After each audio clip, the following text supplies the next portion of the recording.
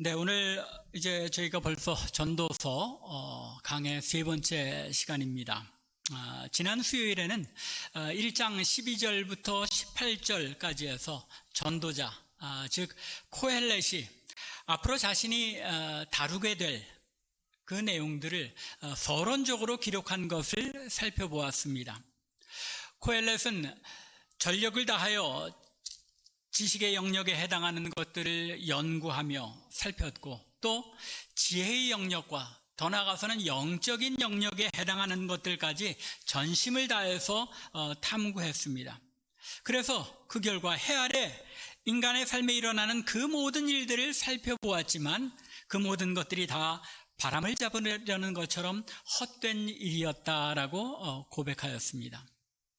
이처럼 서론에서 2장 1절부터 계속 이어지는 12장 8절까지 이어지는 그 모든 내용에서 코헬렛 자신이 언급할 모든 일들에 대해서 총괄적인 결론을 미리 선포한 후 이제 오늘 본문인 2장 1절부터 시작해서 세부적인 자신의 경험과 관찰들에 대해서 언급합니다. 가만히 보면 이 코헬렛이 소위 문학적으로 얘기하자면은 이 두괄식의 그런 이야기를 전개해 나가는 걸 보게 됩니다. 먼저 결론을 선포해 놓고 그 선포한 내용들이 구체적으로 어떤 것들인지를 하나하나 항목별로 다루고 있는 것입니다. 그래서 오늘 2장 1절부터 11절에서는 즐거움, 만족이라는 주제, 즉 조금 더 철학적으로 얘기하자면 참된 행복이란 무엇인가 하는 문제에 대해서 다루고 있습니다. 즐거움이나 만족 또는 참된 행복이라는 주제는 철학자들의 깊은 연구의 주제가 되었었습니다. 철학의 역사를 보면 주전 4세기에 유명한 헬라 철학자 아리스토텔레스가 이 문제를 본격적으로 다룬 첫 번째 인물이었던 것 같습니다. 그런데 아리스토텔레스는 만족 혹은 즐거움이란 무엇인가 하면 인간 고유의 이성적 기능을 온전히 발휘해서 자아를 실현할 때에 느끼는 최고 선의 상태를 가리킨다라고 주장했습니다. 역시 이 철학적인 언급이라 좀 어렵죠? 인간이 고유하게 가지고 있는 이 이성적 기능을 충분히 완전하게 다 발휘해서 인간에 있는 자아를 실현하게 될 때에 그때 느끼게 되는 지고지순한 이 선, 최고의 선, 그것이 그 상태가 바로 참다운 행복이요 즐거움과 만족의 상태이다라고 이야기한 것입니다. 아리스토텔레스 이후에도 수많은 철학의 역사를 보면 수많은 철학자들이 참된 행복이란 무엇인가를 가지고 수없이 고민합니다. 아리스토텔레스 그 다음 시대에는 이 스토아 학파에서 이것들을 연구했고, 또 최근에 가까이 와서는 쇼펜하우어나 또는 이제 존 스튜어트 밀, 벤담 같은 사람들이 이제 공리주의라고 그러죠. 그래서 인간이 가지는 최대 행복이 무엇인가, 그런 것들을 연구하고 그것을 사회에 실천하려고 적용까지도 하는 그런 일들이 근대 사회에서 있었던 것을 우리가 압니다. 참된 행복이 무엇인가 하는 것을 온 인류가 세대를 막론하고 머리를 싸매고 연구하며 스트럭을 했다는 것입니다. 왜 이런 문제들을 철학자들이 또 각 세대마다 연구해 왔겠습니까? 왜냐하면 이 문제가 인간은 어떤 존재인가에 대한 문제와 깊이 얽혀 있기 때문입니다. 인간이 어떤 존재인가?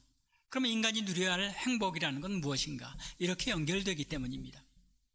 그러면 아리스토텔레스가 이 주제를 본격적으로 다룬 철학자인 아리스토텔레스가 주전 4세기의 인물이었다면 이 코헬렛, 전도자 솔로몬은 몇 세기 사람입니까? 주전 10세기 사람입니다. 헬라의 위대한 철학자들이 인간의 행복이나 즐거움이 무엇인가에 대하여 연구하여 글을 남기기 600여 년 이전에 이미 솔로몬은 이 문제에 대하여 심각하게 탐구하고 오늘 본문을 기록했다는 것입니다. 솔로몬이 얼마나 뛰어난 천재였는지를 알 수 있는 부분입니다. 그뿐만이 아니죠. 열왕기상 4장 29절 이하를 보면 솔로몬의 지혜와 총명에 대해서 언급하면서 솔로몬이 3,000가지 이상의 잠언을 지었고 또 노래는 1,005편, 시를 1,005편이나 지었고 또 심지어는 그가 초목에 대하여 또 짐승과 새와 기어다니는 것에 대하여 물고기에 대하여 언급했다고 말하고 있습니다. 무슨 이야기입니까? 지금 이 백과사전적인 지식을 식물학 또는 동물학에까지도 깊이 있는 조예를 가지고 있었다는 것입니다.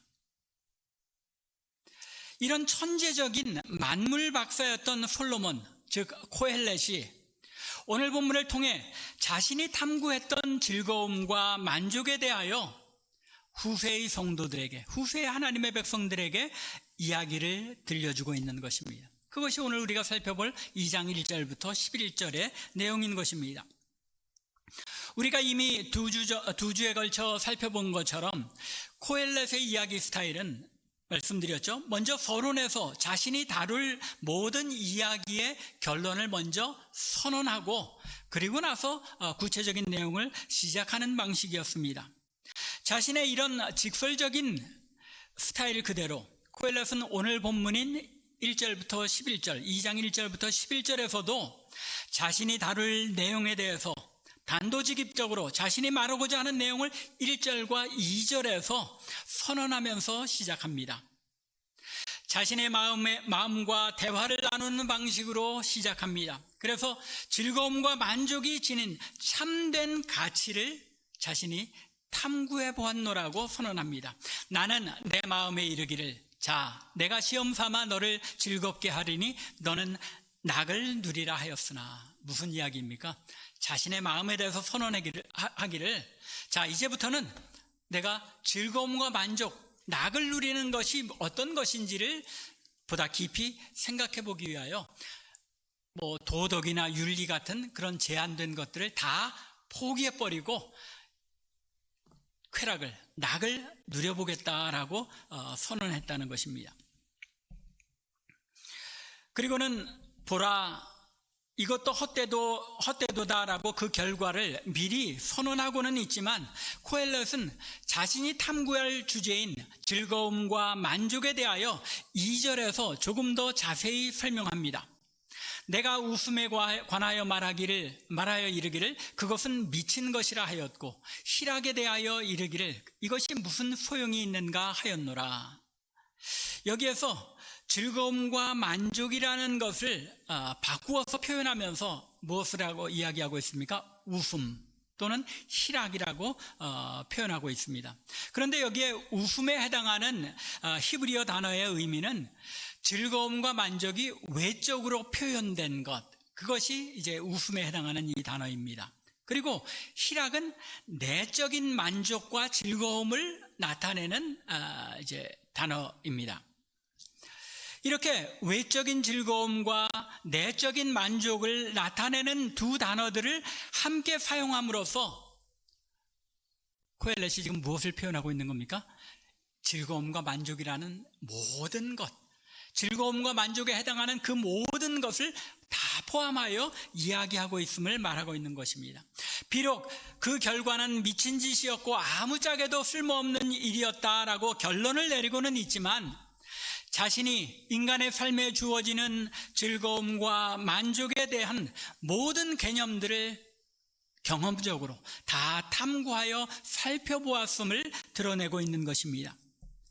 이처럼 자신이 충분히 사력 있게 즐거움과 만족에 대하여 살펴보았음을 선언하면서 자신이 탐구한 내용을 3절부터 10절에 걸쳐서 세 가지 영역으로 정리하여 설명합니다. 코헬렛이 첫 번째로 즐거움과 만족을 추구하며 연구한 영역은 무엇이었습니까? 술이었습니다. 이 자리에 함께 하신 분들 중에도 왕년에는 그래도 내가 술 한 가닥 했는데 하고 기억을 되돌이키실 그런 분들도 계실지 모르겠습니다.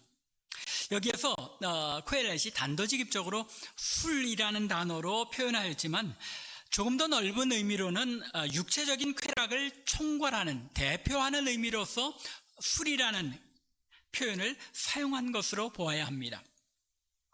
여하튼 코엘렛은 3절에서 조금은 우리가 이해하기 힘든 말로 표현합니다. 그래서 사실상 여러분들이 이제 성경을, 여러분들은 이제 개역개정 성경만 가지고 계시지만, 공동번역, 캐톨릭에서 번역하고 있는 공동번역이나 새번역, 이런 여러 번역들을 보면 3절에 대한 번역, 특별히 3절 하반절에 대한 부분들이 번역마다 조금씩 다 다릅니다. 그만큼 코엘렛이 이 3절 후반부에서 무엇을 의미했는지를 정확하게 알기가 어려웠다는 것입니다. 내가 마음으로 깊이 생각하기를 내가 어떻게 하여야 내 마음을 지혜로 다스리면서 술로 내 육신을 즐겁게 할까? 또 내가 어떻게 하여야 천하의 인생들이 그들의 인생을 살아가는 동안 어떤 것이 선한 일인지 알아볼 때까지 내 어리석음을 꼭 붙잡아 둘까 하여서 마치 4절의 내용으로 연결되는 것처럼 우리 한글 번역에서는 번역을 했습니다. 그런데 제가 이게 하도 내용이 이 번역을 봐도 저 번역을 봐도 마땅치 않아서 히브리어 원문을 좀 살펴보았습니다. 살펴보았더니 3절과 4절은 별개의 내용입니다. 연결되는 내용이 아니라 별개의 내용인데, 한글 성경을 번역하는 분들이 3절 하반절의 내용이 무엇인지 정확하게 밝혀지지 않으니까 4절과 연결해서 이렇게 번역을 하였던 것 같습니다. 제가 원문을 살펴보면서 도대체 무엇을 의미하는 것인가 지난 한 이틀 동안 고민을 하면서 나름대로 이제 여러 학자들의 글도 보고 이해한 바로는, 내가 어떻게 하면 술로 육신을 즐겁게 하면서도 소위 정신줄을 놓지 않고 지혜로 살피면서, 사실 술을 통하여 만족을 찾는다는 일 자체가 어리석은 일이지만 인간이 얼마 되지 않는 인생의 날들을 살아가는 동안 술을 마신다는 것이 무엇이 좋은 것인지 그것을 알게 될 때까지 그런 어리석음조차도 내가 끌어안고 지혜롭게 술로 인해서 느끼게 되는 만족과 즐거움을 탐구하려고 했다는 것입니다. 무슨 이야기인지 조금 더 이해가 가십니까? 조금 더 설명을 드리자면, 이 부분에서 어떤 학자들은 이 코엘렛이 술에서 만족을 찾아보려고 했다는 이 사실을, 코엘렛 자신이 술에 취해서 어떤 쾌락을 느낀 것이라기보다는, 이게 솔로몬이 왕이었죠. 그래서 수많은 좋은 술들을 접할 수 있었다는 겁니다. 그래서 술을 감별하는 사람처럼 다양한 종류의 술을 맛보는 그런 즐거움의 쾌락을 누렸음을 나타낸 것이다 라고 그렇게 이해하기도 했습니다. 그런데 이 3절에서는 그런 의미보다는 코엘렛 자신이 얼마나 진지하게, 그리고 얼마나 인간이 술로 인하여 즐거움과 만족에 빠져들게 되는지 그 과정을, 술을 마시면서도 정신을 똑바로 차리고 지혜로 그 술로 인하여 느끼는 쾌락의 감정들, 어떤 모습으로 즐거움과 만족을 얻게 되는 것인가에 집중해서 이해하기 위해서 맨정신으로 술에 취하지 않으려고 몸부림쳐가면서 이걸 연구했다는 것입니다. 그러면서도 3절 하반절에 이야기하고 있는 것처럼 코엘렛이 술로 자신의 육신을 즐겁게 하면서도 자신의 마음을 지혜로 다스리면서, 즉 이성의 끈을 놓지 않고 탐구하였음을 언급하면서 이 하반절에서는 인생이 하늘 아래 살아가는 그들의 모든 삶에 여기서 이것은 술을 마신다는 것이죠. 술을 마신다는 것이 과연 무엇이 좋은 것인지를 알 수 있을 때까지, 그것이 어리석은 일이라는 것을 알면서도 그 어리석음조차도 내가 끌어안고 연구에 몰두했다는 뜻입니다. 제가 생각하기에는 이게 문맥에 오히려 정확하게 맞는 그런 해석이 될 것 같습니다. 여러분들이 이 3절을 읽으실 때 그런 의미로 읽으시면은 보다 더 문맥에 정확하게 이해하실 수 있을 것 같습니다. 즉 코엘렛은 술을 마시면서 자신의 육체와 정신이 술로 인해 어떤 상태로 만족감에 빠져들게 되는지를 스스로 의식을 가지고 자세히 탐구해가며 연구했다는 것입니다. 술로 만족과 즐거움을 얻으려는 것이 얼마나 어리석은 일인지 알고 있음에도 불구하고 하늘 아래서 인간이 살아가는 동안에 술로 만족을 얻는다는 것이 과연 어떤 면에서 좋은 것인지, 어떤 즐거움과 만족을 주는 것인지를 알 수 있을 때까지 술에 취하며 탐구해 보았다는 것입니다. 무슨 얘기입니까? 술을 죽을 정도로 다 마셔봤다는 이야기죠. 죽기까지 술을 마셔보면서 과연 술로 인해서 이 술의 즐거움으로 인해서 만족을 느낀다는 것이 어떤 것인지를 알아보려고 노력했다는 것입니다. 앞서 술이라는 표현이 코엘렛이 인간의 쾌락을 상징하는 것을 가리키기 위해서 사용한 표현이었을 것이다 라고 말씀드렸는데, 이 코엘렛에게는 술 외에 다른 쾌락들도 마찬가지였을 것 같습니다. 그런 의미가 이 안에 충분히 내포되어 있으리라고 생각하는데, 인간은 음식을 먹는 데서도 쾌락을 느끼죠. 또 나중에 이제 코엘렛이 다시 언급하고는 있습니다만, 성적인 쾌락에 있어서조차도 이 술을 먹는 것과 똑같은 방식으로 그 즐거움과 만족의 의미와 가치를 찾으려고 지혜롭게 이성을 사용해서 분석하고 이해하려고 노력했다는 것입니다. 우리 평범한 사람들과는 많이 달랐죠. 이 천재들이 가지고 있는 그런 독특함인 것 같습니다.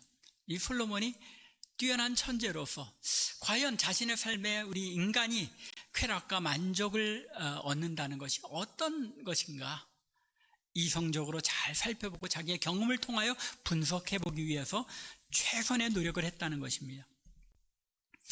코엘렛이 만족과 즐거움을 찾으려고 애썼던 또 다른 영역은 건축 사업이었습니다. 4절부터 6절에 이 내용이 나타나 있는데, 이 4절부터 6절에 걸쳐서 코엘렛은 자신이 추진했던 건축 및 조경 사업에 대하여 이렇게 언급합니다. 나의 사업을 크게 하였노라.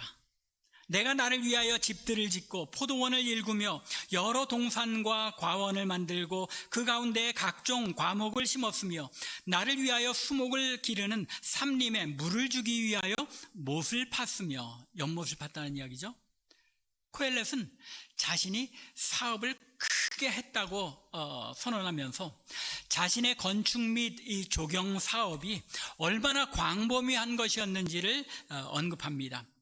사실 열왕기상 7장 1절 이하를 보면 솔로몬, 곧 코엘렛이 자기의 궁을 몇 년을 지었다고요? 13년, 자그마치 13년에 걸쳐서 자기가 사는 왕궁을 건축했다고 선언합니다. 그것뿐만이 아니죠. 자신의 아내로 맞이한 바로의 딸을 위하여 집을 지었는데, 이것도 집이라고 표현되어 있지만 궁입니다. 궁을 지었는데 이 솔로몬 자신의 주랑과 똑같은 그런 규모로 궁을 지었다는 것입니다. 그리고 그 건축들을 위해서 사용한 자재들을 보면 귀한 안팎을 모두 귀하고 다듬은 돌로 지었다고 표현합니다. 그 초석은 귀하고 큰 돌로 사용했고, 그리고 귀한 돌도 사용할 뿐만 아니라 백향목도 사용해서 지었는데, 그것이 마치 여호와의 성전 안뜰과 주랑에 놓은 것과 같았더라. 무슨 이야기입니까? 여호와의 성전의 그 휘황찬란한 아름다움에 버금갈 정도로 왕궁을 짓고 또 왕비가 거할 왕궁조차도 지었다는 것입니다. 그런데 그것뿐만이 아닙니다. 열왕기상 9장 후반부에 기록된 바에 의하면 솔로몬 왕이 역군을 일으켰는데, 그 일으킨 이유는 여호와의 성전을 짓기 위해서도, 그리고 자기의 왕궁을 짓기 위해서도 이 역군을 부역을 일으켰지만, 그 외에도 밀로와 예루살렘 성과 하솔과 무깃도와 게셀, 이 다 어떤 것들입니까? 이 이스라엘에서 강성한 큰 성들입니다. 이 성들을 다 솔로몬이 재건축하면서 얼마나 크고 든든하게 지었는지 이 9장에서 이야기하고 있습니다. 뿐만 아니라 19절을 보면 모든 국고성과 병거성들과 마병의 성들을 건축하고 말을 기를 성과 또 국고 국가의 무슨 재산을 보물이나 또는 곡식들 그런 것들을 넣어둘 국고성을 지었고, 또 병거를 모아두는 성을 따로 지을 정도로 다양하게 지었는데, 오늘 본문에는 거기에다가 뭐를 더하였다고 말하고 있습니까? 포도원과 과수원들을 만들고 거기에 각종 과실을 맺는 나무들을 심었고, 그 수목들을 위하여 못을 팠다고 하는데 커다란 저수지를 판 것이죠. 말하자면 수많은 성읍들을 자신이 하고 싶은 대로 도시를 계획하고 건축하였다는 것입니다. 자신이 한 나라의 왕으로서 그 왕의 위엄을 펼쳐보고 싶은 그 모든 화려하고 아름다운 성읍들을 하나하나 지어가면서 자신의 과업을, 그리고 자신의 성취를 야망하고 바라고 있는 것들을 성취하여 이루어 보았다는 것입니다. 이렇게 성읍들을 건축하고 에덴 동산과 비교할 만한 동산들과 정원들을 만들어서 자신이 마음에 품었던 야망을 성취함으로써 무엇을 추구했다는 것입니까? 즐거움과 만족을 찾으려고 하였다는 것입니다. 거기서 자신의 행복을 찾으려고 하였다는 것입니다. 앞서 첫 번째는 무엇이었다고요? 육체적인 쾌락이었습니다. 그런데 이제 두 번째는 자신이 소망하고 있는, 바라는 모든 것들을 이루는 그 성취감을 통하여 만족감을 얻으려 했던 것입니다. 코엘렛이 이렇게 성읍을 건축하고 동산을 만든 것을 언급한 이유는 그저 자신의 야망을 성취하여 즐거움과 만족을 얻으려 했던 일에 대하여 그저 대표적인 일들을 열거했을 뿐입니다. 마치 술이라는 표현으로 쾌락 전체를 대표하여 추구한 것을 언급했던 것처럼 수많은 성읍들을 건축하고 정원과 과수원 및 동산들을 만들었다는 이 표현을 통하여 자신이 바라고 원하였던 야망을 성취함으로써 만족과 즐거움을 얻으려 했던 그 모든 일들을 대표적인 것으로 나타낸 것입니다. 그 외에도 수많은 자신의 마음에 이루고자 한 일들을 성취함으로써 만족을 누리려 했다는 것을 이렇게 표현한 것입니다.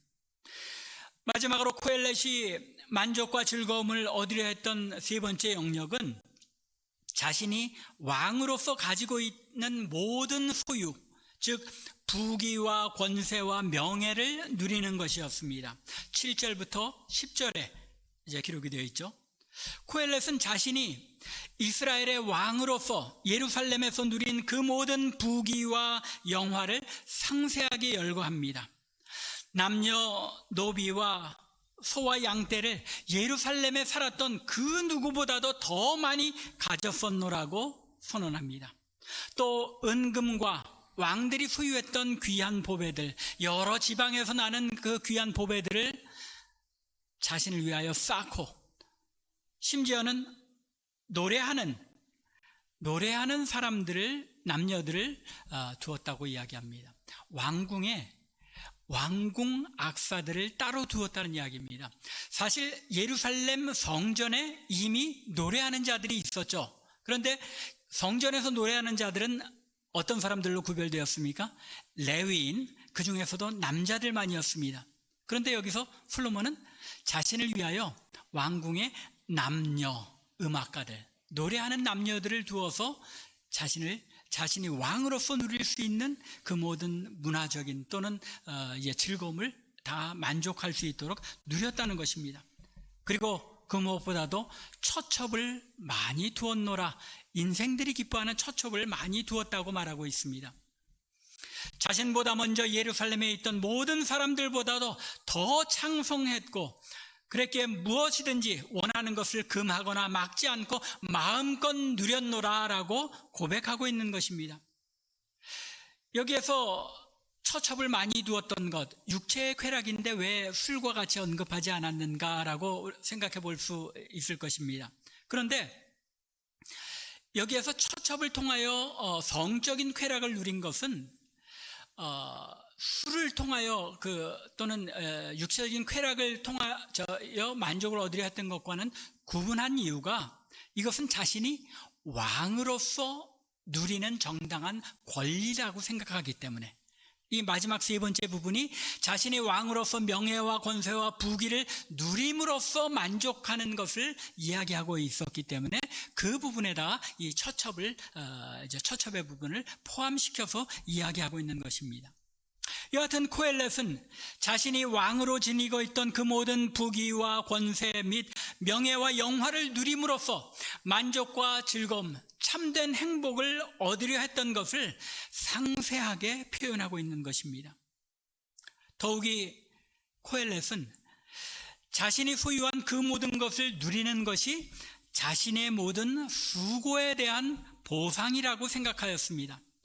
10절이죠. 여기 보면 무엇이든지 내 눈이 원하는 것을 내가 금하지 아니하며 무엇이든지 내 마음이 즐거워하는 것을 내가 막지 아니하였다는 겁니다. 왕으로서 자신이 가지고 있는 권세와 명예와 부귀 안에서 누리고자 하는 건 무엇이든지 다 누렸다는 것입니다. 그러면서 이는 나의 수고를 내 마음이 기뻐하였습니다.